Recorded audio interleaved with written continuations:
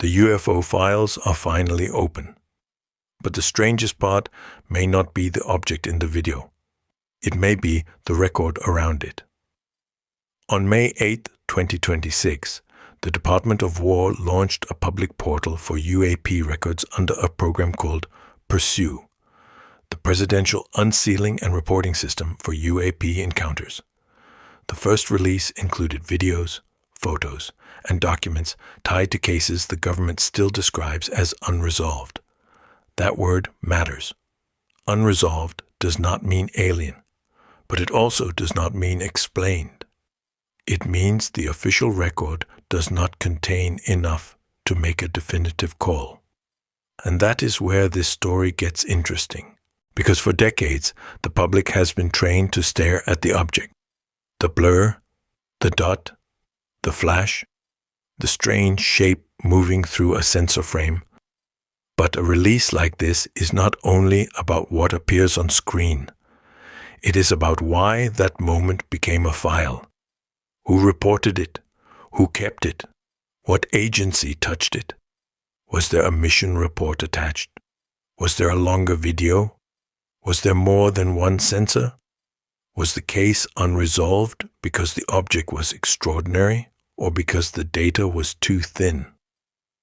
That is the difference between watching a UFO video and reading a UFO file. A video can make you feel something. A file can show you the trail. And right now, the trail is the story. The first batch is not a clean answer.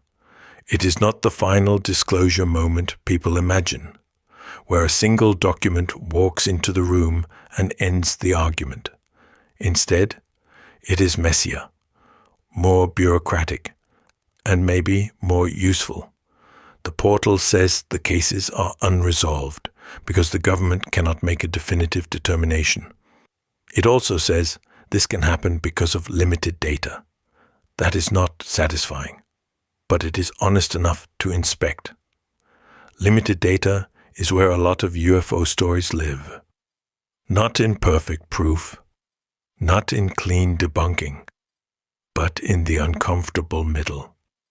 Something was observed, something was recorded, and the record still does not close the case. That is why this release should not be watched like a highlight reel. It should be watched like a map. Look for the source of the image. Look for the agency.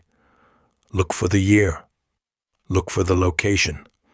Look for whether a report is attached. Look for what is missing. Look for whether future releases start repeating the same kinds of objects, places, platforms, or language. Because if there is something deeper under this story, it may not appear first as one perfect saucer. It may appear as a pattern, a repeated shape, a repeated location, a repeated kind of sensor, a repeated phrase in official language, a repeated gap where the most useful detail should be. That is where files matter. They connect things.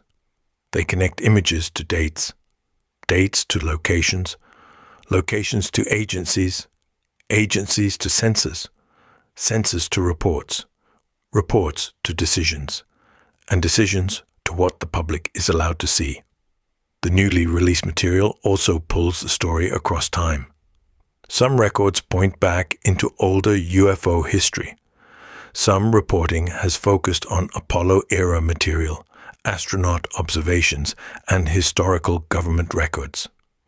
Other coverage has focused on recent military videos, strange shapes, infrared footage, objects described in mission reports, and cases where the government does not attempt a final explanation. That range is important. It means the release is not just one event. It is an archive opening. And an archive changes the question. The question is not only, what is that object? The better question is, what did the government keep around that object? That question is harder to dismiss. It does not require every blurry video to be a craft from somewhere else. It asks whether the record itself shows unresolved patterns, missing context, or a trail that has been hidden from ordinary public view. That is why the phrase "files open" matters. Once files are open, people can compare them. Researchers can look for patterns. Skeptics can test explanations. Believers can look for overlooked connections.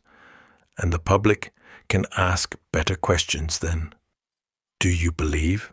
The better questions are: what is in the file? What is not in the file? Who had it before release? Why was it unresolved? And what happens when the next tranche arrives? Because this is not supposed to be the end of the release. The portal says more materials are expected on a rolling basis as records are found and declassified. That means the story is still moving.